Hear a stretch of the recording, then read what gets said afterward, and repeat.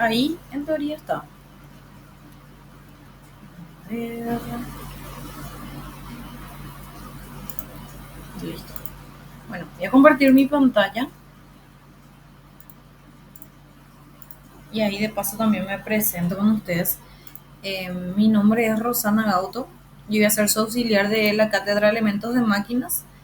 Eh, y el profesor, el titular de cátedra es el ingeniero Marco Cáceres. Seguramente ustedes ya tuvieron clases con él. Creo que fue martes, ¿verdad? Martes o lunes. No, El lunes. lunes, ok. Bueno, em, seguramente ya les habrá mostrado un poco de lo que es nuestra aula virtual. No sé si ustedes ya tienen el acceso a esa aula virtual. Si no, les pongo. Sí, ya nos dio ¿Todos? la contraseña. Bueno, bueno, perfecto. Ok, bueno, entonces la idea es primeramente darle como una especie de pantallazo de lo que va a ser la cátedra. No vamos a meternos mucho profundamente en todos los ejercicios ya, ¿verdad? La idea es hacer uno hoy. eh, y si no tienen los recursos como el libro en digital o en físico, les mando entonces hoy también, ¿verdad? Bueno, a ver, creo que Araceli me conoce un poco, pero Logan no, ¿verdad? Entonces, para hablar un poco de mí brevemente, soy ingeniera electromecánica, estoy trabajando en el área naval como coordinadora de planificación de mantenimientos, hago trabajo en los remolcadores que son barcos, ¿verdad? Y bueno, otros activos de la empresa donde estoy enseñando esta materia desde finales de 2017, creo que son unos cuantos años ya, ¿verdad?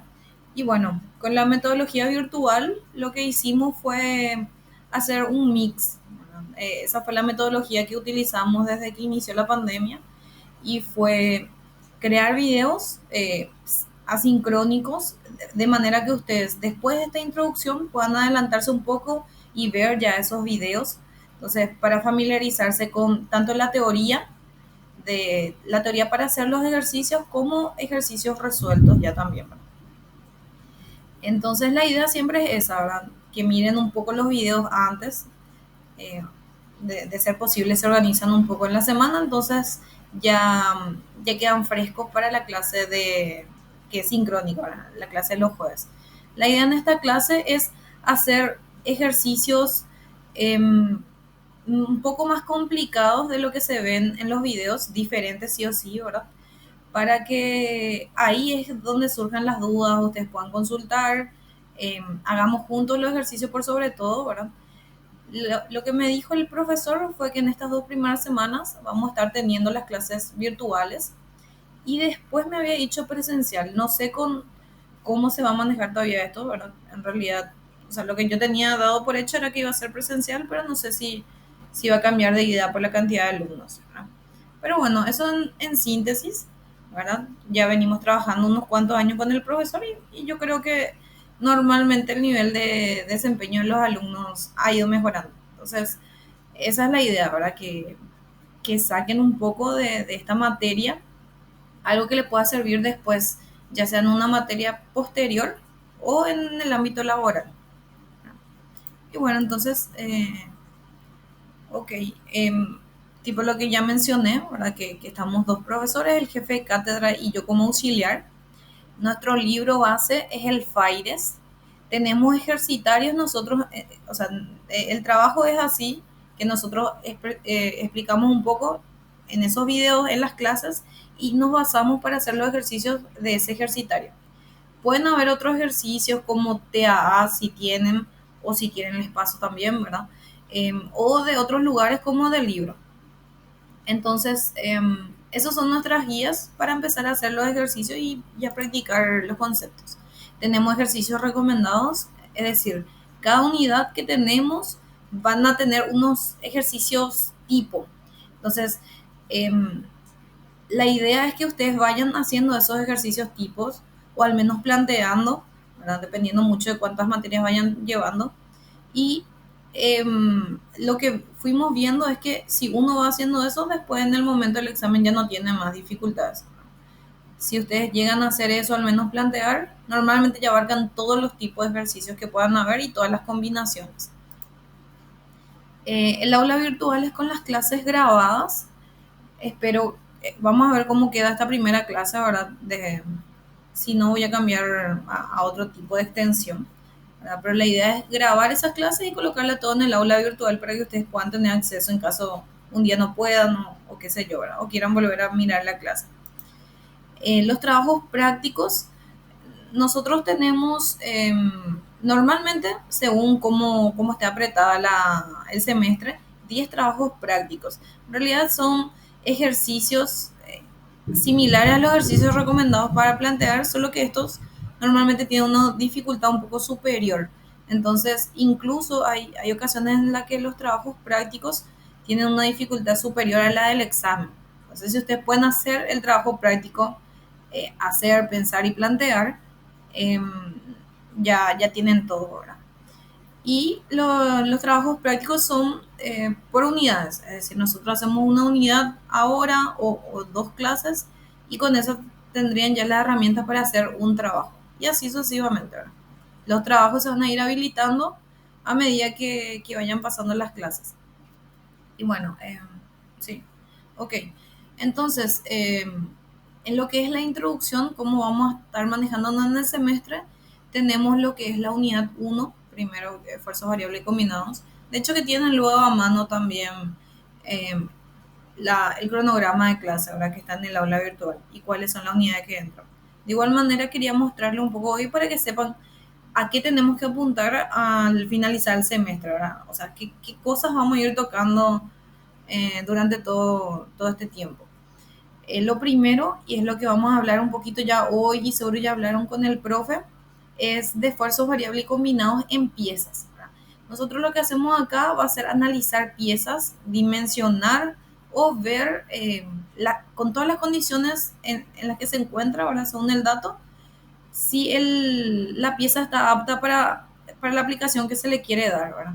Por ejemplo, tenemos un eje y está subdimensionado, entonces con todos estos cálculos que vamos a hacer, vamos a darnos cuenta que la pieza corre un riesgo de falla. O necesitamos, para tal aplicación, y necesitamos diseñar nosotros la propia pieza.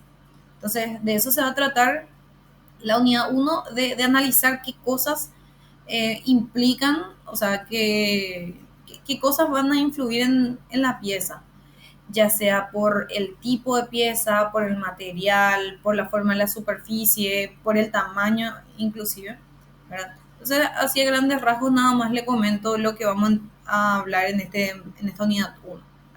Después ya sería como un siguiente paso o por decir así, un nivel 2, la unidad 2 que es árboles, ejes y chavetas, que son piezas también, pero ahora vamos a estar viendo más la parte de los esfuerzos, pero por sobre todo algo que dieron en resistencia a materiales, ¿verdad? Que era el diagrama de cuerpo libre, cómo actúan los momentos, el eje se está moviendo, está transmitiendo una potencia, ¿verdad? Entonces es como un paso más el que vamos a estar dando en esta unidad. Después ya es otro elemento de máquina que son los elementos flexibles. Pueden ser correas planas y trapezoidales la que vamos a meter acá. Y la lógica es la misma ahora, dimensionarlas. Si por ahí estoy hablando muy rápido o algo así, interrúmpame nomás o si tienen alguna duda, qué sé yo, de esta forma, qué sé yo, de cómo estoy mostrando, me dicen sin problema. Ya que lo bueno de estar pocos es que las clases van a ser más provechosas, ¿verdad? Entonces, si tienen ejercicios o encuentran cosas que no saben cómo plantear, pueden traerlas acá y la vemos, ¿verdad? Y bueno, después la unidad 4 es resortes helicoidales, que son otro tipo de piezas que vamos a analizar con sus particularidades. Y es que nosotros ya vimos resortes en otras cátedras, ¿verdad? Un poco inferiores. Ahora lo vamos a encarar de otra manera nada más. Vamos a estar analizando el resorte como una pieza y todas estas fuerzas internas y la aplicación que se le va a dar, ¿verdad? Tenemos también los cojinetes de deslizamiento, que son los que el cojinete con el muñón. Normalmente estos son los apoyos que antes en estática otras materias ustedes veían que tenían la pieza como tal, un eje, y siempre tenía apoyos. Entonces, normalmente el apoyo es un cojinete de deslizamiento o bien un cojinete de rodadura que se le llama rulemán también. Quizás ahí le suena un poco más escuchando cómo son de ingeniería mecánica, sí o sí ya habrán visto estos repuestos son, ¿verdad? O, o piezas. Y bueno, entonces vamos a analizar esos rulemanes también, que son cojinetes rodaduras, se le llama acá. Tenemos varios tipos de cojinetes. En este caso lo que vamos a analizar son de bolas y de rodillos, que son la forma nada más del cojinete, según su aplicación, ¿verdad? La aplicación que se le quiere dar. Siguiente va a ser la unidad 7 que estamos hablando ya de tornillos y elementos de unión. En este caso, la unidad va a ser bien simple, no van a ser tornillos bien complejos o con aplicaciones más, más específicas, digamos, va a ser bien lo básico de tornillos. Después, engranajes. Engranajes partimos en dos unidades, más que nada para darle más énfasis, ya que engranajes es lo que uno más ve, engranajes y tornillos y rulemanes, ¿verdad? En la vida real o en la práctica. Entonces tenemos los engranajes rectos y engranajes helicoidales. Entonces, una vez culminado todo esto, normalmente el primer parcial suele estar entre estas dos unidades, entre la 3 y la 4, y luego el parcial, o sea, el segundo parcial suele ser entre rectos y helicoidales. Entre estos dos suele estar. Y en el final ya entra todo. Entonces, se pueden combinar los ejercicios, puede haber, como acá se ve, un eje, un, un rodamiento, un engranaje helicoidal, también una correa, o sea, una polea trapezoidal con su correa. Entonces, puede haber una infinidad de mezclas, ¿verdad? De combinaciones entre todos estos equipos, estas piezas. Y así, en síntesis, esa es la introducción a la cátedra de lo que van a aprender, ¿verdad? En este tiempo. Y como les dije, la primera unidad, que es la que quería tocar hoy, es la parte de esfuerzos variables y combinados en piezas. No sé si hasta acá tienen algún comentario, una consulta eh, o duda respecto a la forma en que vamos a estar trabajando, eh, ya sean puntajes o algo así. De mi parte todavía no, profe.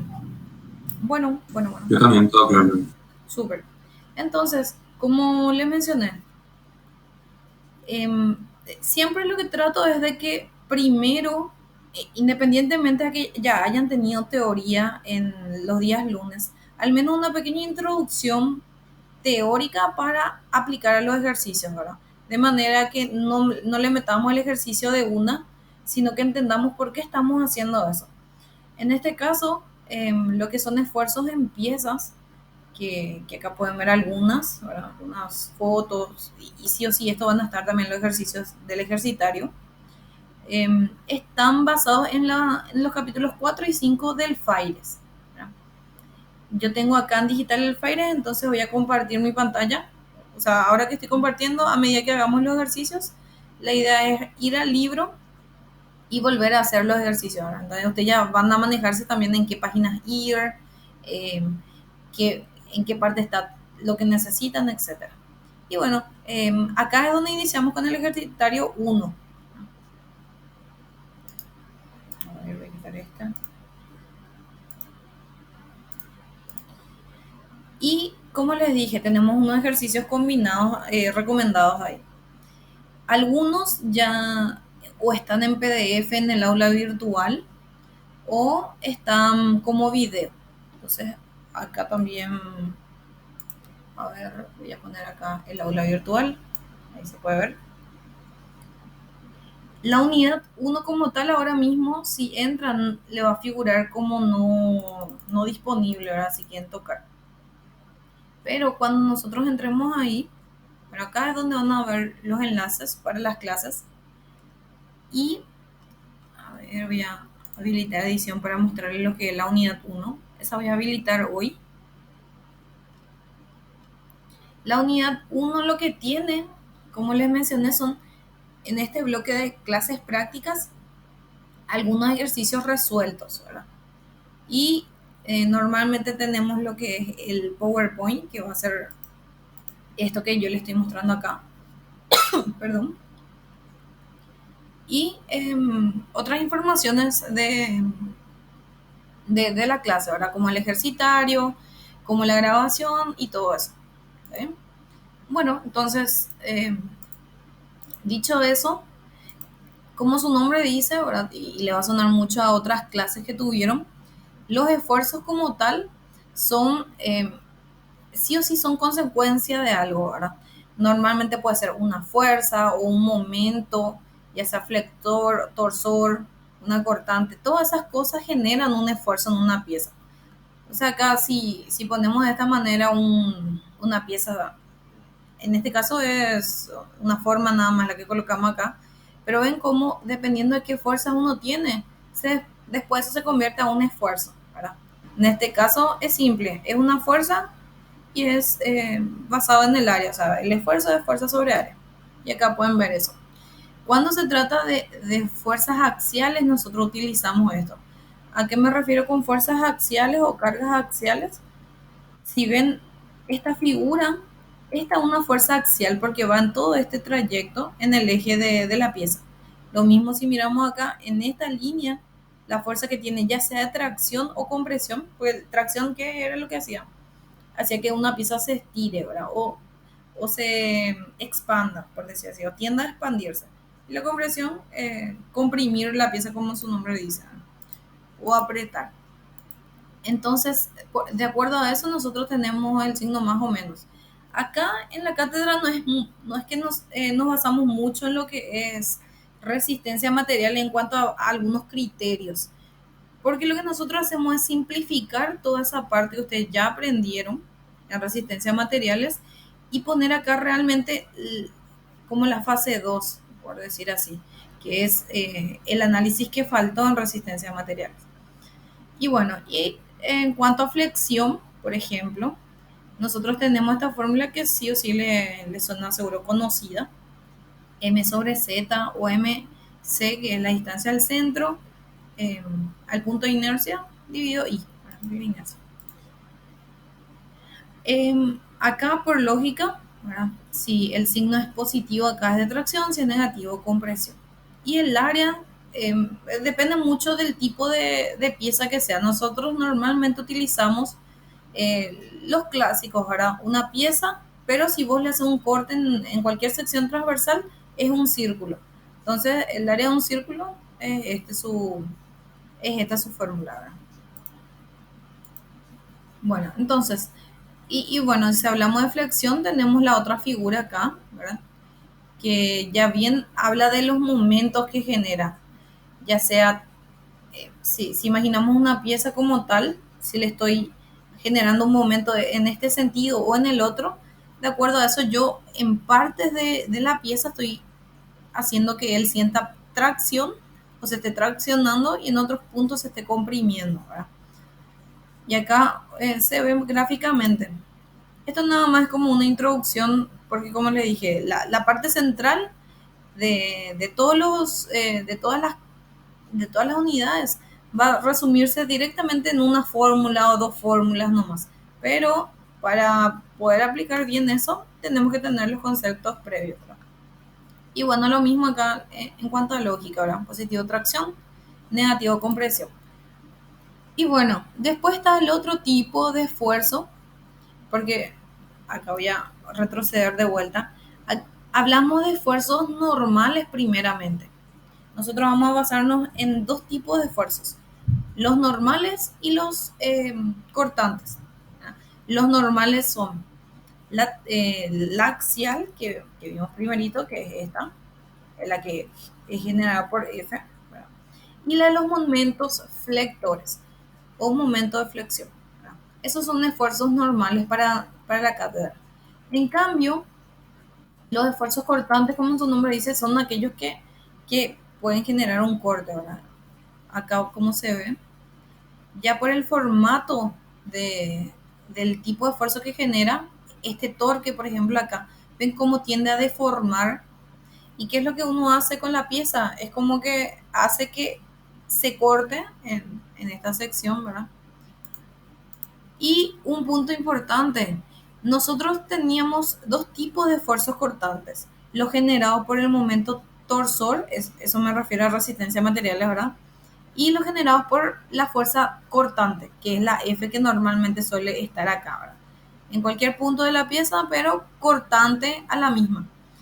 Lo que nosotros en la cátedra vamos a simplificar un poco es que normalmente el esfuerzo generado por esa fuerza cortante en este sentido es muy insignificante en comparación con el esfuerzo generado por el torque.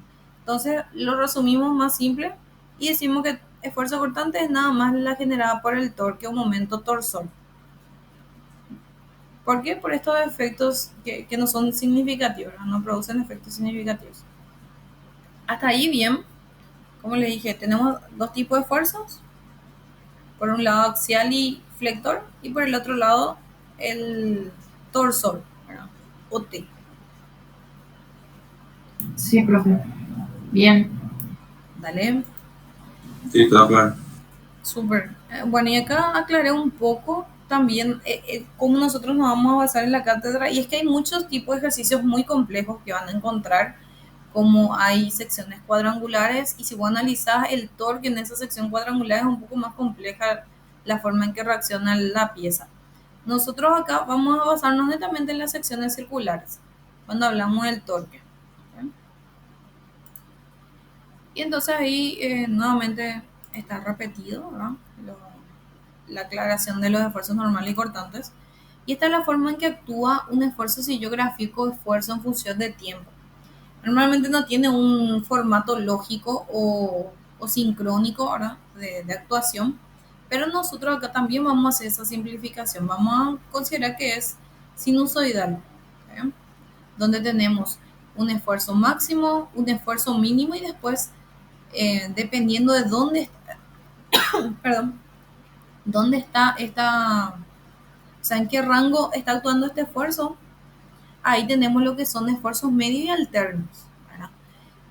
Ya entra ahí un poco esta nomenclatura. Le llamamos esfuerzos con simbología S. Esfuerzo medio SM y SA como esfuerzo alterno, ¿sí? Acá más que nada están el significado, como les mencioné. Tenemos estas dos fórmulas ya para empezar a entrar en lo que es la fórmula y a qué tenemos que llegar. Y es que el esfuerzo medio, como su nombre dice, es la semisuma, ¿verdad? Y el esfuerzo alterno es esta amplitud de onda y es la semirresta, ¿verdad? Entre lo máximo y lo mínimo. Es la mitad. Y cuando hablamos de esfuerzo cortante, la única diferencia con los normales es la simbología. Cuando es normal no tiene ningún subíndice acá, aparte de la M, y acá sí tiene una S. Todo lo que es cortante, todo lo relacionado con el torque, van a fijarse que tiene una simbología S. Y bueno, y después tenemos otros casos particulares, ¿verdad? Donde está el esfuerzo siempre es positivo, o sea, el máximo y el mínimo están por encima de lo que es el eje cero, acá, este eje T. Y después está el otro caso en el que siempre el esfuerzo es negativo. Y acá cómo se aclara, ¿verdad? Cuando solo traccionás o solo comprimís. Y después tenés el que es más variado. En un momento dado está comprimido, en otro momento dado está traccionado. Ahí las conclusiones que se pueden llegar es que el alterno no puede ser negativo porque es una amplitud de onda, ¿verdad? Y los normales, o sea, el esfuerzo cortante, perdón, el esfuerzo medio, quise decir, puede ser también negativo. Positivo, si se fijan acá, cuando la línea media está hacia arriba, y negativo cuando está hacia abajo. Y a ver, bueno, acá tenemos ya para el ejercicio práctico la forma de llamarle a los esfuerzos de acuerdo a la situación en la que estemos. Si nosotros tenemos el esfuerzo máximo, por ejemplo, en este caso no aclaré, pero seguramente ya llegaron a mirar por ahí, que en elementos de máquinas Perdón. En elementos de máquinas, nosotros vamos a utilizar mucho lo que es el sistema inglés, ¿verdad? En cuanto a unidades de medida. Vamos a usar pulgadas en vez de milímetros, centímetros, o kips, o KCI, cuando hablamos de esfuerzos, y así, ¿verdad? Normalmente el FIRE luego tiene así en general, entonces, como utilizamos ese como el libro base, vamos a usar unidades de medida en sistema inglés. Un segundito.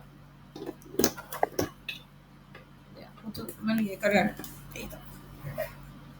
Y bueno, dice, perfecto. Entonces lo que le decía era, si el máximo y el mínimo, con el signo diferente, ¿verdad? El signo contrario, son iguales, es decir, la pieza, por ejemplo, está soportando una fuerza de 30 libras hasta menos 30 libras. Esa fuerza es variable, significa eso, ¿no? Y hace que, por ende, el esfuerzo que genera es variable también. Solo que ese esfuerzo va desde una unidad hasta la unidad, o sea, el mismo módulo, pero de signo contrario. Y ahí es donde se le llama repetido invertido o invertido nada más. Perdón, a ver, fuerza repetido invertido. Este, este creo que está incorrecto, porque esto es invertido, ¿sí? La palabra invertido ya tiene la lógica porque justamente tiene el signo contrario nada más. ¿Y qué pasa acá con el esfuerzo medio? Justo está en la línea cero, ¿verdad? Por eso el esfuerzo medio es cero acá. Y el alterno es la semidiferencia igual. Ahora bien, el caso particular 2 es cuando justo el mínimo es cero, ¿verdad? El esfuerzo mínimo. ¿Cuál podría ser un ejemplo? Cuando a la pieza A se le estira con 10 libras y después se reduce y ya no siente una fuerza que se le está aplicando. ¿Está bien? Entonces en ese punto significa que el máximo era 10 libras y el mínimo era 0 libras. Y ahí eso se grafica con este gráfico, ¿verdad? ¿Qué ocurre en ese caso? Se le llama esfuerzo repetido. Es como que vos tenés un martillo y vas golpeando, en un punto dado tiene la mayor fuerza y en otro punto dado cero porque ya no está en contacto. Y ahí, ¿qué ocurre? El esfuerzo medio es la suma de estos. Como el esfuerzo mínimo es cero, ambos son iguales. Esto se quita y ambos son ese máximo dividido 2, como se ve acá. Y bueno, esto nada más como una guía. Nosotros vamos a tener en cuenta qué material se está utilizando para diseñar la pieza. El material puede ser dúctil, puede ser frágil y puede ser, o sea, depende mucho de qué material elijamos, ¿verdad? Y normalmente tiene este formato, la forma en que está traccionándose la pieza. En un momento dado, si uno le estira, ¿verdad? Capaz hicieron esas pruebas de laboratorio en otra materia. Entonces vos veías cómo le iba estirando, o sea, le iba traccionando y no se deformaba. Y después llegaba a un punto que ya pasa la zona elástica y va con una misma carga, va variando su esfuerzo, o sea, perdón, con un mismo esfuerzo va variando la forma de la pieza y luego ya va hasta el punto de rotura, ¿verdad? Sin antes pasar, o sea, pasando por un esfuerzo máximo. Y acá es la zona de fluencia y esta es la parte máxima o el esfuerzo máximo. Esos dos puntos hay que tener siempre en cuenta cuando vamos a dimensionar una pieza. Su esfuerzo de fluencia y su esfuerzo máximo. Acá la simbología es SY y SU. SY el esfuerzo de fluencia, SU el esfuerzo máximo. Y bueno, acá cada una de esas se puede quitar de la tabla. Ahí son las tablas del libro que vamos a usar enseguida. Y después también otro punto que tenemos que analizar es la fatiga, ¿verdad? La fatiga, no sé si se acuerdan qué era. Tipo recordar un poquito, creo que materiales o algo así. Hija, profe. La cantidad de energía que puede absorber era, ¿verdad? La fatiga es cuando vos vas dándole toquecitos y después de tantos golpes que le vas dando así, empieza a fisurarse la pieza.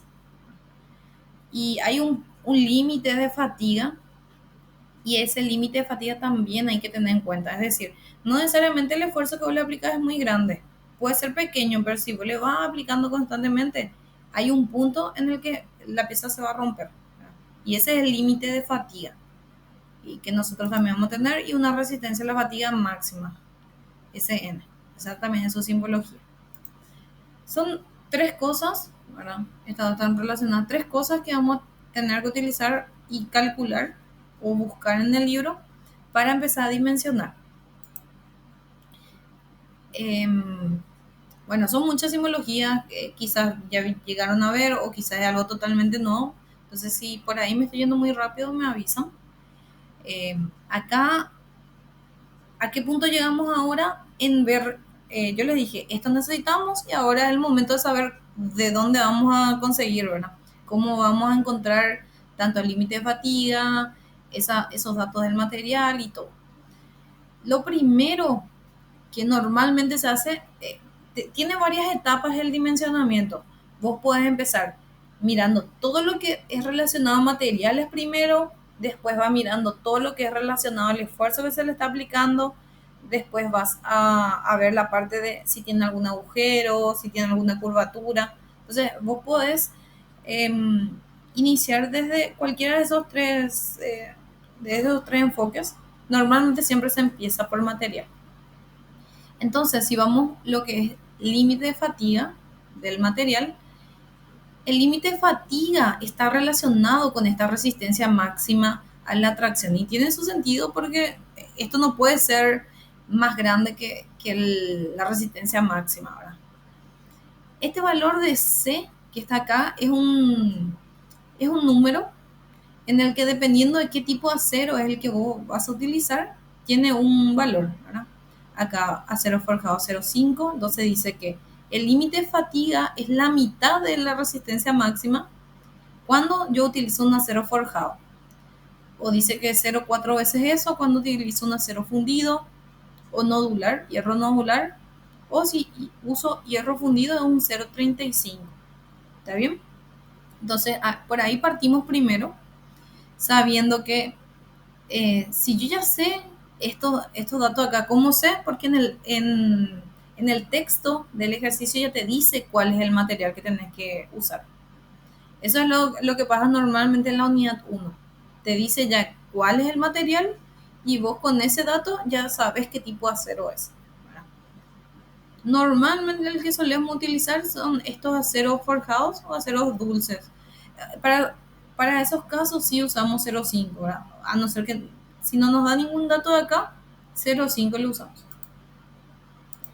Y bueno, como les dije, hay cosas que uno tiene que tener en cuenta para saber si va a resistir, o sea, cuál va a ser su resistencia a la fatiga. Porque primero nosotros tenemos un límite de fatiga que es el material por sí solo, ¿verdad?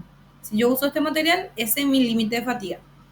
Pero por todas las aplicaciones que va a soportar, como es su superficie, ahí tenés la resistencia a la fatiga real. ¿Está bien? Entonces, acá es donde se ponen los factores de corrección. Y son constantes menores a 1 que van haciendo que tu resistencia a la fatiga vaya reduciéndose. O sea, por ejemplo, el límite de fatiga es 50 KSI, que es un esfuerzo, ¿verdad? Y tu resistencia a la fatiga, por todas estas consideraciones que tenés que tener, al final quedó en 24 KSI. ¿Está bien? Entonces es importante tener todos esos factores de corrección, de manera que yo no subdimensione. Diga, no, esto va a aguantar mucho, y al final no era tan resistente, había sido, porque yo no tuve en cuenta estos factores. Entonces, si vamos por lo que son los esfuerzos normales, que era axial y flexión, que les mencioné, acá yo a ese límite de fatiga que voy a calcular enseguida, le debo multiplicar un factor de corrección por la carga, un factor de superficie, un factor de tamaño. Para cada uno de esos hay un lugar donde nos guía y nos dice qué usar, ¿verdad? Y lo mismo para esfuerzos cortantes. El factor de carga, sub S, ¿se fijan? Superficie y tamaño es el mismo que acá, porque es el mismo, la misma pieza, ¿verdad? La carga nada más es diferente porque acá o es axial o flexión, o acá es cortante, o torque, perdón, o momento torso, ¿sí? Hasta acá todo bien, se entiende lo que es límite de fatiga, resistencia a la fatiga. Muy primer día. Sí, profe. Bueno, Sí, se entiende, ¿no? ok. Em, bueno, primero vamos a mirar lo que son factores de carga. Ok, bueno, primero factor de superficie. El factor de superficie se quita de esta figura, AF5. Voy a ir a buscar eso a ver, en el libro. Acá está. Este es el libro. Si por ahí no tienen, me avisan y les paso. Dijimos que era la figura F5. En la última parte del libro están los anexos. Acá está. Mm,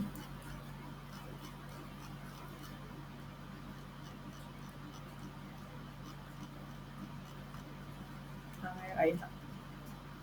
Está un poquito lento nada más. Ahí está. Bueno, inician normalmente con esta parte, ¿verdad? Y vengo y encuentran acá tablas. Ven que acá dice SU y acá ven algunos tipos de materiales, SI, ven cuánto KCI vale esto. Y así, tenemos diferentes tipos de materiales. Y lo que es eh, factor de superficie,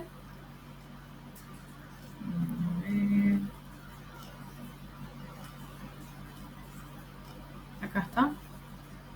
Esta figura que está en la presentación, ¿verdad? ¿Qué es lo que nosotros tenemos acá?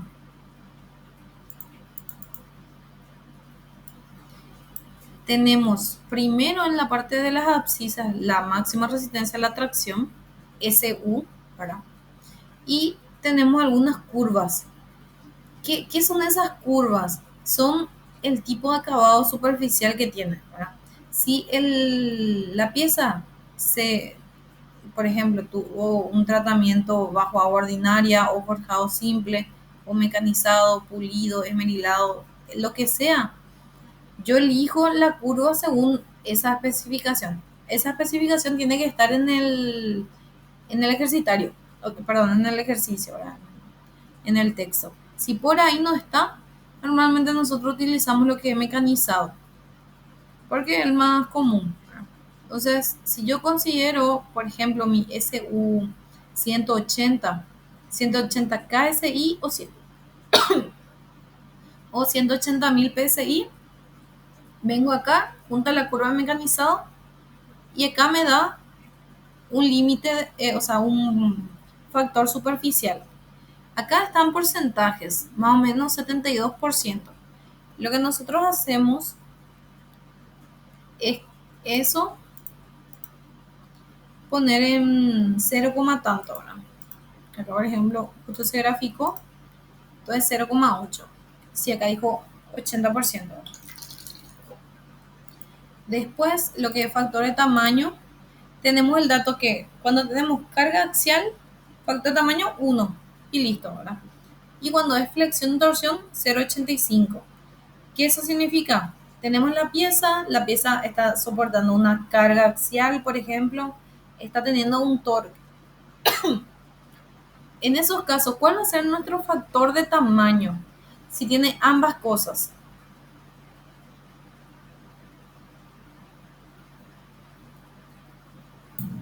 El mayor. Esos factores O se multiplican los dos. Se multiplican los dos o se elige el mayor. No se multiplican ni tampoco se elige el mayor. ¿Por qué eso? Porque este factor es un factor de corrección. Entonces, siempre lo más conservador, esa palabra conservador también vamos a usar mucho, lo correcto siempre es tomar el peor caso. Si vos para el peor caso cumplís, vas a cumplir para cualquiera. El peor caso es cuando este factor de tamaño es más chico. ¿Qué es lo que hace que este valor de acá sea más chico? o cualquiera de estos más chicos, hace que esta resistencia sea más baja, el valor más bajo. Entonces, mientras más bajo sea, es como que yo estoy cuidando de que no esté subdimensionando, ¿verdad? Entonces, si tengo carga axial y uno de estos dos, torsión, por ejemplo, se toma 0,85. Entonces, o flexión nada más y axial, se toma 0,85. ¿Cuándo se toma uno? Cuando la pieza solamente esté aplicada o sea, solo se le aplique carga axial. ¿Sí? No sé si ahí está claro o no.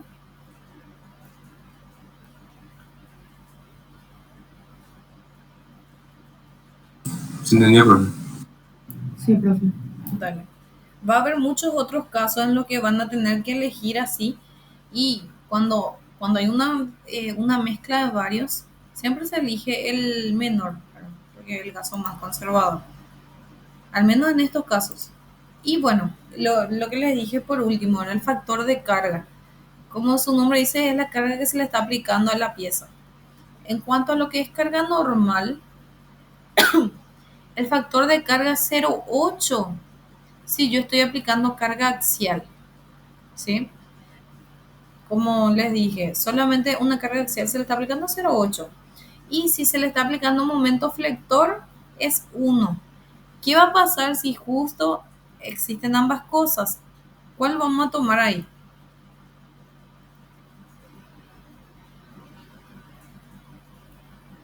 El menor nuevamente. El menor, ¿verdad? 0,8. Entonces, si la pieza está sometida a ambos, se toma el menor, 0,8. Y ahora el otro, que es factor de carga sub S, es para los esfuerzos cortantes. Nosotros tenemos un solo tipo, o sea, una sola cosa que puede provocar un esfuerzo cortante y es el torque. En este caso, es un poquito diferente a lo que es el normal. En este caso, lo que es factor de carga cortante tiene 3 números posibles, ¿verdad? Esos números no dependen de la carga porque o sea, la carga aplicada es el torque. Acá depende de teorías, ¿verdad? Las teorías están bien explicadas en el libro, la cuestión de ir leyendo. Nosotros específicamente ahora nos enfocamos en que tal teoría tiene tal número, tal teoría el otro número, ¿verdad? Esta teoría general, bueno, en realidad no es una teoría general, sino es a falta de datos, ¿verdad? Eh, se recomienda colocar como el factor de carga sub S el valor de 0,6. En cambio, si te dice el ejercicio que tenés que utilizar la teoría de máximo esfuerzo cortante, vos tenés que saber que el factor de carga sub S es 0,5, ¿sí? Y si el ejercicio te dice que en realidad no es el máximo esfuerzo cortante, sino cortante octaédrico o teoría de Bad Mises o teoría de Mises-Henke, cualquiera de los tres tiene 3 nombres nada más. Entonces utilizas este valor que si convertimos es 0,577, algo así. ¿Por qué esto? Porque el factor de carga S, según la investigación, según los cálculos que se hicieron en el libro, siempre ronda el valor entre 0,5 y 0,6. ¿Sí? Y según la teoría, vos tenés un valor. En este caso, como les mencioné, si no dice nada, no dice qué teoría es, se usa 0,6. ¿Ok? ¿Dudas? Bueno, Todavía no. quizás acá no se ve todavía la razón de por qué estamos haciendo eso, ¿verdad? Vamos a ver por qué. Nosotros estuvimos haciendo esto porque yo estoy mirando cada cosa, el material, cada una de las componentes, cómo se calcula, y es porque en realidad, bueno, esto voy a pasar un ratito para mostrarle algo antes para que se entienda de dónde estamos acá. Esto es el cálculo que se hace, ¿verdad? Algunos estiman que mientras va la pieza estirándose, va teniendo estos puntos de, de hallazgos, ¿verdad? Y bueno, y de ahí se fueron quitando curvas, rectas y todo eso. Y se utilizó para dimensionar la pieza, algo que se llama línea de Soderbergh, que es una fórmula como esta acá, cortita, ¿verdad? Eso es netamente cuando yo hablo de algo bien simple, ¿verdad? Con con esa fórmula es que uno dimensiona. Porque, ¿cómo dimensiono con eso? Es que acá vos metes todos tus datos en este bloque de acá, todo lo que tenga que ver con los esfuerzos normales aplicados a la pieza, en este bloque, y acá todo lo que tiene que ver con los esfuerzos cortantes aplicados a la pieza. ¿Para qué eso? Hay un número, perdón, una letra N, que es el coeficiente de seguridad. Estos de acá son esfuerzos, ¿verdad? Estos que ven acá, estos son debido a la carga, estos son del tipo de material, y después está esto de acá, esta codificación, que es por esos agujeros que le dije, ¿verdad? Es como un coeficiente de corrección también. Entonces, si yo quiero saber si la pieza va a funcionar o no para lo que yo quiero, yo lo que debo hacer es meter todo acá. Si tengo todos los datos, meto todos estos datos en esta fórmula y quito el coeficiente de seguridad. ¿Qué es lo que ese coeficiente me dice de la pieza? Me dice que en realidad es la carga que produce la falla en comparación con la carga máxima aplicada. Lo ideal es que yo le aplique una carga, pero que no sea para nada la que produce la falla, ¿verdad? O sea, siempre lo que produce la falla debe ser más grande, o sea, nunca tenemos que llegar a eso en teoría, ¿verdad? Entonces, ¿qué eso significa? Que la parte de arriba siempre debe ser mayor a la parte de abajo. Yo debo aplicar siempre una carga menor, ¿verdad? A la que produce la falla. Entonces, por eso, el factor de seguridad para diseño es que esta relación siempre sea mayor a 1. ¿Qué va a pasar si yo meto todos mis datos acá y la n me sale 0,37, por ejemplo? Significa que la pieza ya falló, ¿eh?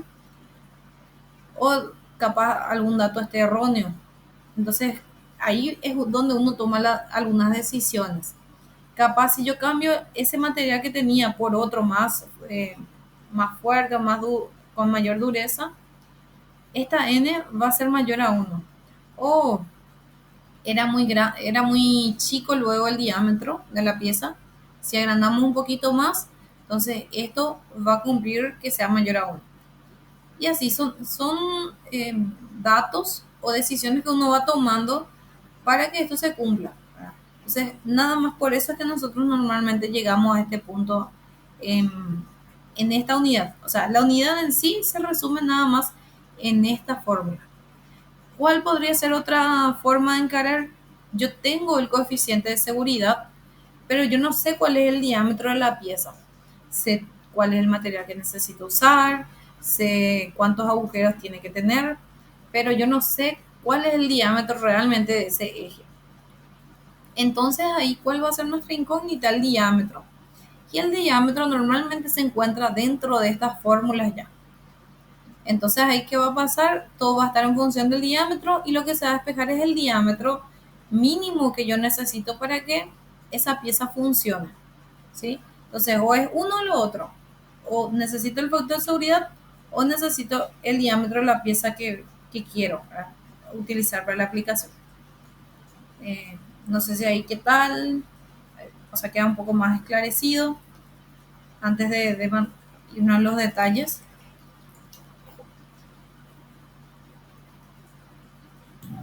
Sí, Se entendió. Ok, bueno, retroceder un poquitito y ahí ya, como ya tenemos todo el panorama de lo que tiene que ser en cuanto a piezas acá, ¿verdad? Voy un poquito más rápido y es cuando hablamos de lo que es vida finita. Vida finita es cuando yo le estoy aplicando una carga a la pieza por un determinado tiempo nada más. No es que le aplico indeterminadamente. Y ahí es donde nosotros tenemos como un paso extra, que es tener el número de ciclos en el que se está aplicando la pieza y de ahí tenemos recién el límite de fatiga. Es decir, lo que yo había hecho antes, Sn' igual a C por Su, ahora es Sn segunda, ¿verdad? Tengo Sn segunda, meto en esta fórmula y ahí recién tengo el límite de fatiga. Y ahí voy calculando esos factores de corrección de carga, superficie y tamaño, ¿verdad? Entonces es como un paso más nada más cuando te aclara el ejercicio que es de vida finita o te dice, este se aplica nada más 10 a la cuarta ciclos, por ejemplo. O sea, ahí ya sabes ya que de vida finita. ¿Por qué la diferenciación? Y es porque cuando es de vida finita es como que dura más, ¿verdad? Entonces la resistencia acá a la fatiga después sale un poquito mayor. Acá justo acláralo eso. Tiene mayor resistencia a la fatiga las que son de vida finita. Y tiene sentido, porque vos no le aplicas indeterminadamente ese golpecito, ¿verdad? A la pieza, sino hasta un cierto punto, entonces su resistencia a la fatiga sube, lo cual es lógico. Y bueno, lo que les dije, ahora tenemos agujeros, tenemos esto que se llama chavetero, es donde se coloca, no sé si ubican esas chavetas que son como maderitas o aceros pequeños, pero no tan resistentes, y son como las cosas que se pueden romper porque son más económicas. Si usted, por ejemplo, se fija, no llegaron a mirar, por ejemplo, un motor, el motor que tiene un árbol de levas, ¿verdad? Y vos, para que no se rompa ese árbol de levas que cuesta carísimo, vos qué es lo que haces, pones chavetas, ¿verdad? Para que conecte el árbol de levas con los engranajes. Entonces, ¿qué se puede romper primero? La chaveta. Entonces, ¿qué es lo que va a hacer? Va a girar nada más el engranaje sin estar sujeto al árbol, ¿verdad? Entonces, estos son esos agujeros que se le dan a los ejes para que entre ahí dentro de la chaveta. Después tenemos otros casos donde tenemos agujeros, acá tenemos una reducción de sección, acá también, y así, ¿verdad? Eso también influye mucho porque acá hay concentración de esfuerzo, o sea, mientras haya alguna especie de formación o curva o lo que sea, siempre va a haber mayor esfuerzo ahí. ¿Qué significa que haya mayor esfuerzo? Puede ser que sea un punto donde la pieza se rompa primero, tenga mayor riesgo, ¿sí? Entonces eso también hay que tener en cuenta al dimensionar, pero es bien simple. O sea, no es que nosotros vamos a tener que hacer un análisis profundo ni nada, porque eso ya se hizo en su momento. Lo que nosotros vamos a tener que hacer es, de acuerdo a la forma que yo tengo mi pieza, busco cuánto es mi factor de corrección. Y eso ya está en algunas figuras, ¿verdad? O sea, ¿cuál es el secreto acá? Saber dónde buscar más que nada, ¿verdad? Y después es aplicación directa de fórmula. Y bueno, sensibilidad a la entalla Q es, es un efecto que produce esta discontinuidad o estos agujeros, ¿verdad? Tiene su fórmula también acá. Ahí acá la única diferencia es que cuando es vida infinita es así y cuando es vida finita tenemos también ese paso extra, ¿verdad? Que en vez de calcular en la figura, por ejemplo acá, yo vengo, encuentro no está acá, yo vengo y encuentro KF igual a 2,2 o vengo y encuentro 1,8 y así. Eso es cuando yo tengo vida infinita, pero cuando yo tengo vida finita, me voy a un paso más y es calcular KFL. Es decir, yo quito ese 2,2 de mi figura, vengo acá, meto acá en estos dos espacios y acá le pongo esos números de ciclos, ¿verdad? Y es la cuarta que dijimos hace rato como ejemplo. Y así, nada más eso, ¿verdad? Una fórmula más, una fórmula menos, dependiendo de si tiene vida finita o no, ¿verdad? Lo común es que sea vida infinita. Y si es vida finita, está clara, como les mencioné. Y acá está el rango de figuras, desde la AF8 a la AF14. ¿Cuál es la diferencia entre todas estas figuras? Es la forma de la pieza, ¿verdad? Acá vemos. Y un punto no menor, para que así a simple vista, nomás ya cuando vayan recorriendo el libro se fijen, es que las líneas continuas son de flexión. Siempre en estas figuras son de flexión las líneas continuas.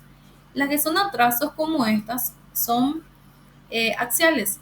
Y las que son cortadas, o sea, una raya, un punto, una raya, un punto, son de torsión. Normalmente los esfuerzos, la concentración de esfuerzos, o sea, no afecta tanto a la torsión, entonces van a fijarse que siempre hacia abajo está lo de torsión, acá flexión y más arriba tracción, axial, perdón. Y así. Pero es cuestión de que vayan haciendo el ejercicio y van a familiarizarse súper bien con la figura. Y acá está lo del chavetero que les dije. Y acá les muestra luego, según todos los datos que les da el ejercicio, cuál es el valor. O sea, nosotros simplemente vamos a agarrar estos valores y metemos ahí en la fórmula y ya está. Ujú. Hasta acá, ¿qué tal?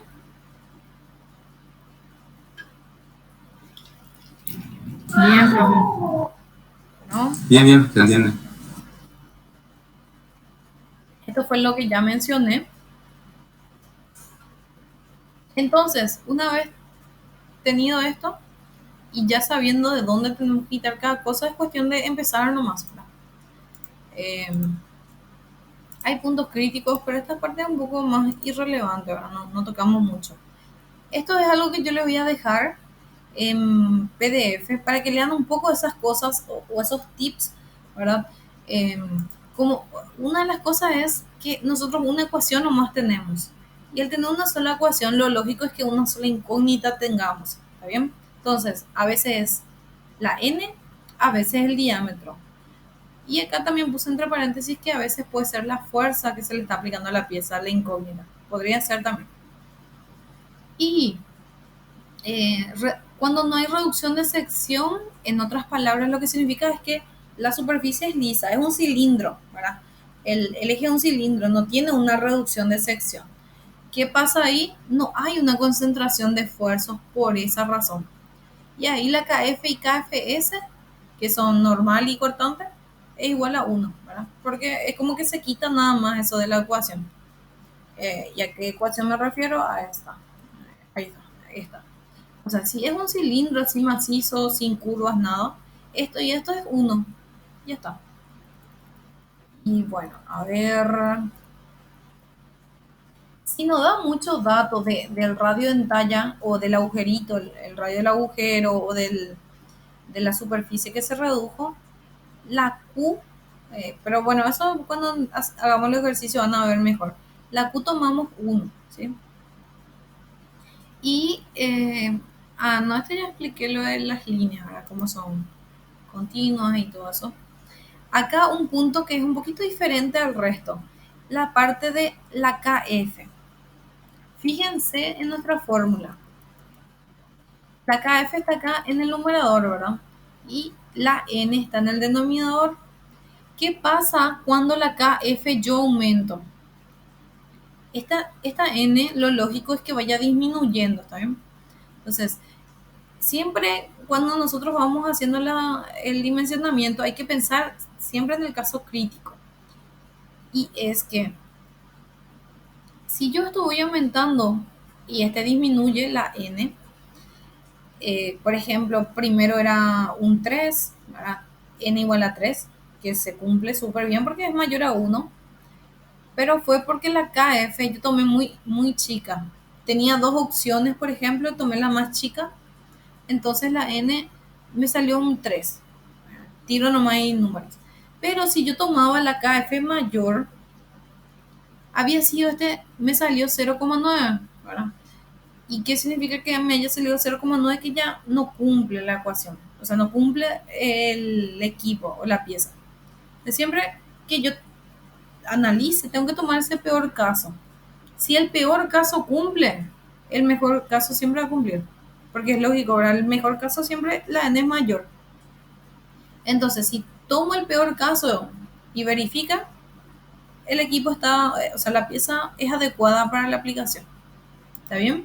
Entonces, acá es la única diferencia en comparación a esos otros factores que vieron, que es este punto 6, ¿verdad? Mientras mayor es la KF, es más conservador. ¿Está bien? Cuando tenés varias opciones de KF, elegís la que te sale más grande.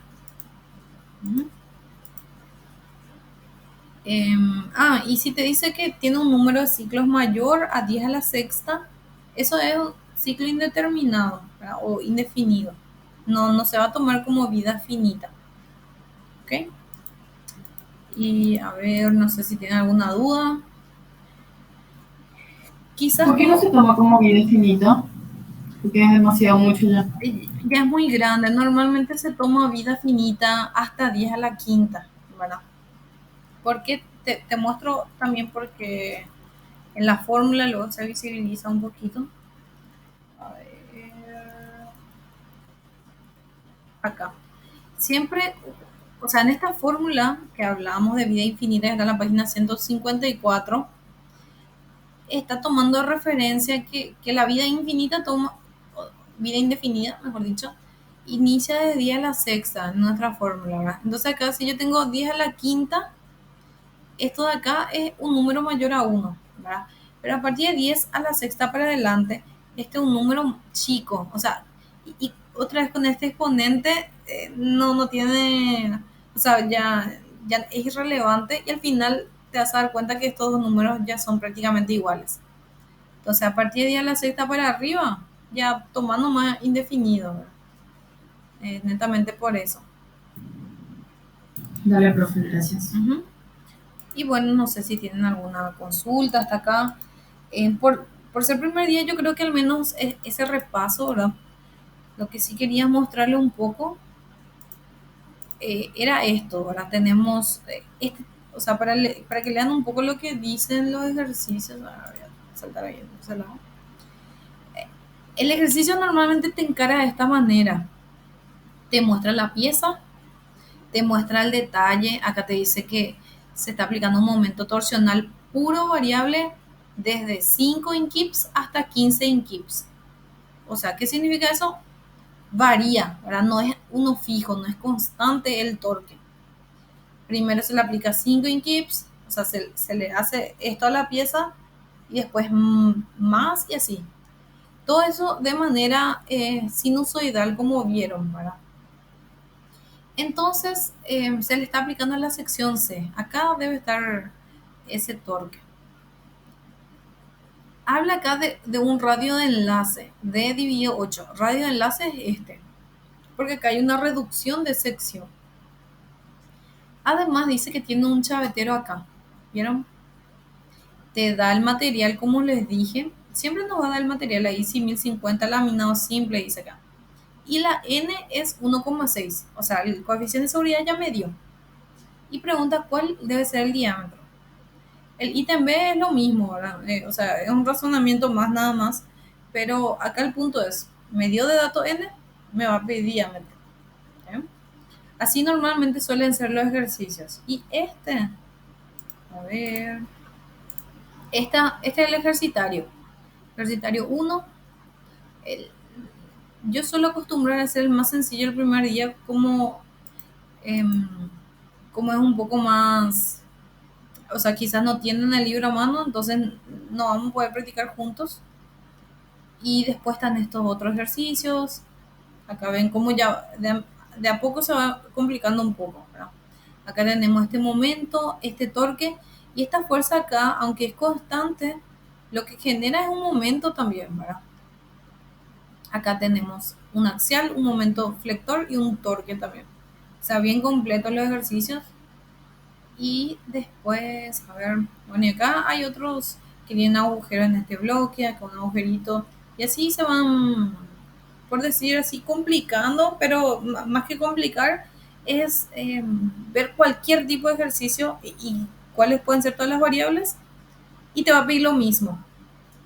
¿Cuál es el diámetro? ¿Cuál es la n? Eh, porque la fórmula una sola lo tenemos. ¿Eh?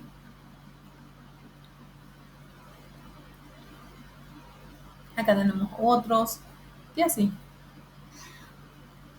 Abajo mismo van a encontrar las respuestas y eh, los ejercicios resueltos van a encontrar como en PDF o en la grabación, ¿verdad? La grabación tiene su enlace en el aula virtual y hay también un canal de YouTube que les puedo pasar. Entonces en ese yo voy cargando todos los videos. Y bueno, a ver, si vamos en este, por más que nada la hora nada más y por ser, como les dije, el primer día. Voy a mostrarle acá. Este es el ejercicio 1, ¿está bien? Como les mencioné. ¿Qué es lo que uno hace en el ejercicio? O sea, ¿cómo nosotros vamos a empezar? Según ustedes, podemos plantear eso basándonos en, en este paso a paso que recién les mostré. A ver, por acá no estaba.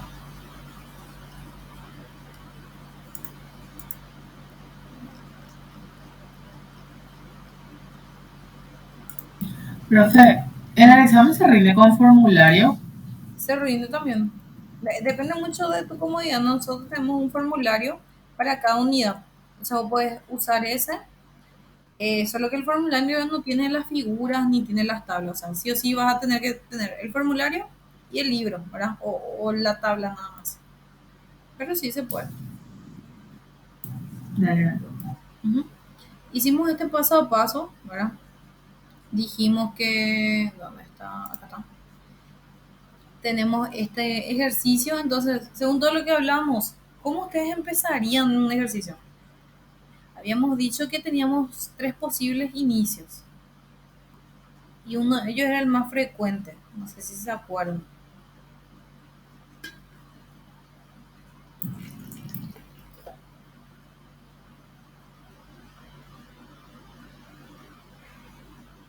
¿No? Buscando las cosas en la tabla empezaríamos, ¿no? Ujú.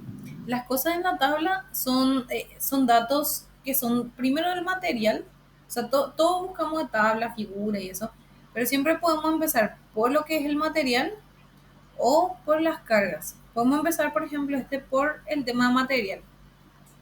Y cuando hablamos de material, ahí son SU y SI, ¿verdad? Entonces, a ver, ya. Graficar en 22.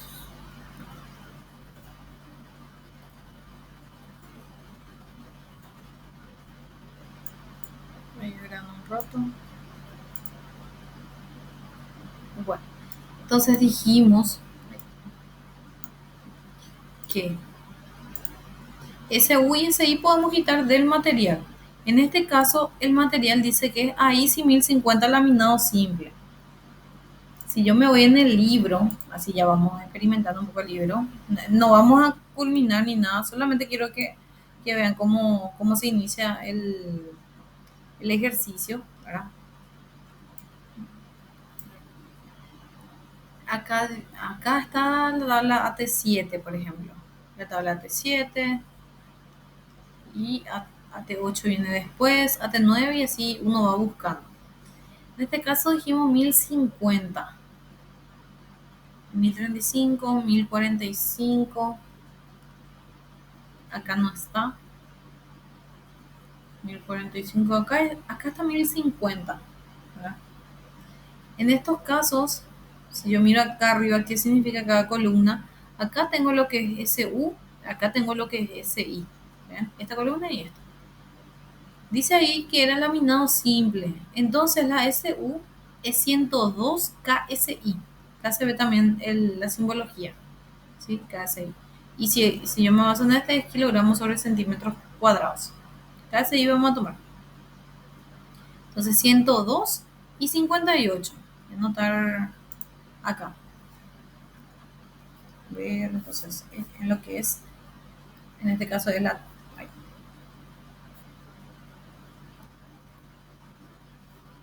este caso es la tabla AT8, ¿verdad? De ahí que quitamos SU y SI. 102 KSI y 58 KSI. ¿Está bien? Entonces, ahí ya lo empezamos quitando bien. Después, según esto, el paso 2 era quitar SN', que era un valor C por SU. Voy a retroceder para buscar nuestro valor. Acá estaba. Que era 0,5, 0,4, 0,35, de acuerdo al tipo de acero. Si yo me voy en mis files a mirar, que dice propiedades típicas de acero en diversos tamaños y estados. No habla de aceros. Acá, por ejemplo, tabla AT9 habla de aceros tratados térmicamente. Pero acá son simples, ¿verdad? Acero. Entonces, ahí, ¿cuánto nosotros podemos colocar? ¿Cuál es el valor de todo esto que vamos a colocar? ¿Cómo sé? Según ustedes, ¿qué consideran? 0,35. 0,5. Sí, 0,5 creo que queda mejor porque como es un acero común, un acero dulce normal, optamos por 0,5. Si era hierro fundido, ahí tomábamos 0,35. A no ser que le diga otro, o miremos acá este y veamos que es otro tipo. Si no, vamos a tomar 0,5. ¿Ok? Entonces, si yo escribo de esta manera, entonces Sn' es 0,5 veces Su. Y ahí va a ser 51 KSI. Entonces ahí con eso ya tengo el siguiente dato. Y así es como uno va manejando. Después, ¿cuál es el siguiente paso? El siguiente paso ya es la parte de analizar los esfuerzos. En este caso, según el dato, a ver, vamos a colocar esta acá, nada más para tener a mano la forma. Según lo que dice acá, solo tiene momento torsional, ¿verdad? ¿Y momento torsional qué tipo de esfuerzo genera? ¿Normal o cortante? Corta. Cortante, así mismo. Entonces, lo que vamos a hacer es elegir esta, ¿verdad? Solamente esta parte. Y esto vamos a desechar. Entonces, solamente va a ser esfuerzos cortantes. Ya tengo SB.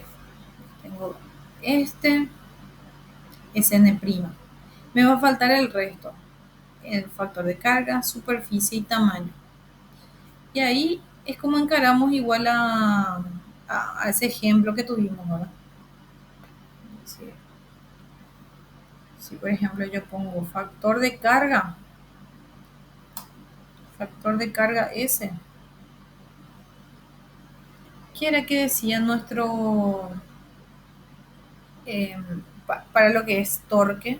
¿Qué decía en cuanto al factor de carga? Vamos a buscar un poco, está un poquito más.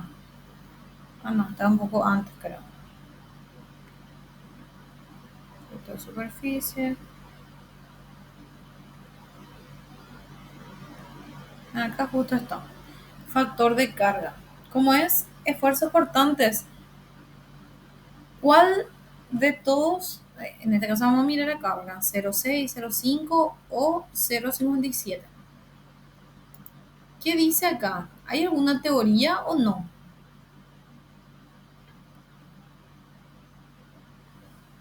No, no dice nada. Ujú. No dice nada, así mismo.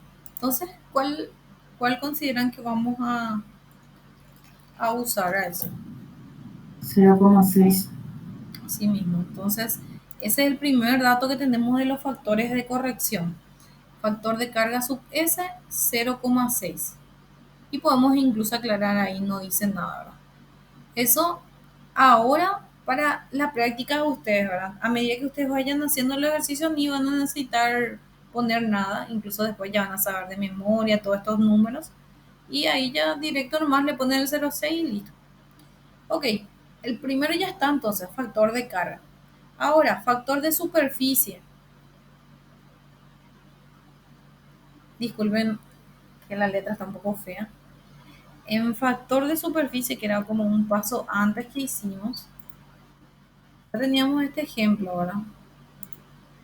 Teníamos, voy a copiar así tal cual y llevamos allá para que no esté tan contaminado de cosas. ¿Qué decía esto? Yo qué tengo que tener de dato para usar esta tabla. Primerito,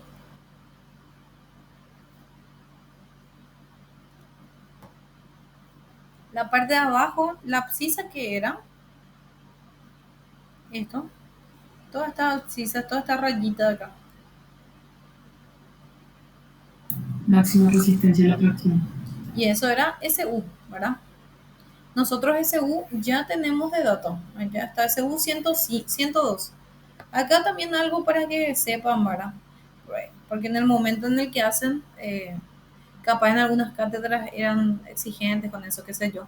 Nosotros acá hacemos un aproximado, no es algo exacto lo que hacemos, no es que ustedes sí o sí van a tener que tener 102, sino que el 102 está cerca del 100 y bueno, tomamos esta línea acá y listo, ¿verdad? No nos complicamos mucho con ese tipo de cosas porque al final lo que importa es el concepto. Luego tenemos el tema acá de lo que son la terminación o la superficie. En este caso, habla algo al respecto en el ejercicio. Lo del árbol maquinado puede ser.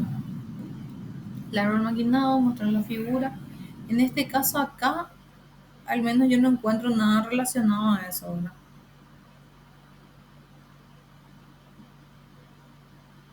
Solamente todas estas líneas, pulido, mecanizado, con cascarilla, forjado simple. Ahí es donde ustedes pueden elegir, ¿verdad? Y ahí fue que yo les había recomendado que cuando no te decía nada, pueden optar por elegir este, mecanizado. Ya que normalmente mecanizado está como, o sea, es como que no afecta mucho en cuanto a lo que va a ser el factor de corrección. Fíjense acá, el 100, ¿verdad? Si yo tomo hasta acá, con mecanizado, van a darse cuenta que más o menos un 87% es de porcentaje de límite de fatiga. O sea, no es tan drástico la corrección por eso. En cambio, si ven acá este forjado simple, que está acá esta línea, va a ser un 40% del factor de o sea, del límite de fatiga, luego ya va a ser muy pequeño.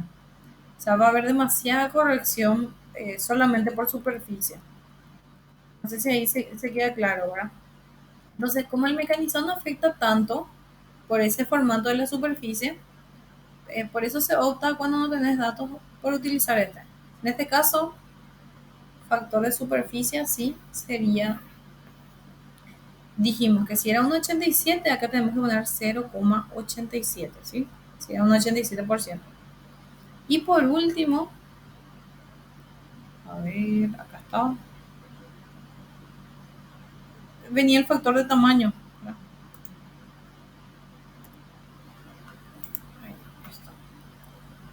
El factor de tamaño decía que cuando era carga axial 1 y si era flexión o torsión era 0,85. Y en este caso, ¿cuánto? A ver, teníamos este dato. ¿Cuánto vamos a tomar nuestro factor de tamaño?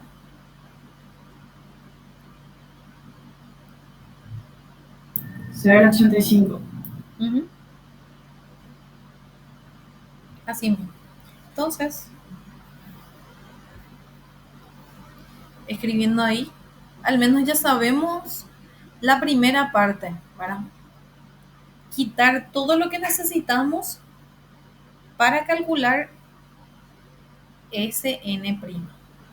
Sería meter todo esto acá nada más. Y factor, o sea, Sn' ya tenemos, acá Sns nomás, lo que nos va a faltar. Y ahí ya terminamos la primera parte del análisis, que es material. Entonces, si hacemos por orden, lo uno es tema material. ¿Verdad? Tema material, ya tengo SU, tengo SI, y de acá ya voy a tener Sn', SNS, quiero decir. Y luego, en la siguiente clase, lo que vamos a hacer es primero refrescar esto un poco, ¿verdad? Mirar si hubo dudas o lo que sea, y después terminar el ejercicio con las otras dos partes que le dije, que es analizar las cargas y analizar si hay superficies así como estas con curvas, o si hay como hasta un chavetero, y así, ¿verdad? Entonces, no sé si tienen alguna consulta, ya sea acá, de esto que estamos viendo ahora, o de lo que mostré antes.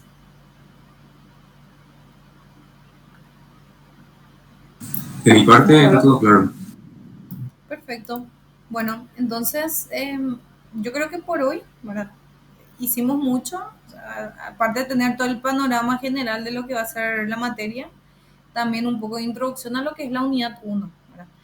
Un TP similar a este, un poco más complicado, va a ser el TP1. Ya, entonces ahora con la práctica de ahora y la siguiente clase, ustedes ya van a poder empezar a encarar eso. Y bueno, yo creo que podemos finalizar entonces, si no hay otra cuestión. Le agradezco y nos vemos el próximo jueves. Profe, yo tengo una Vale. consulta. Sí, sí, es cierto. La unidad 1 de aula se habilita hoy. Sí, se habilita hoy. O sea, nosotros Perfecto, entonces. terminamos esta y ya voy a habilitar. Dale, genial, gracias. Gracias, profe. Dale, chau, chau.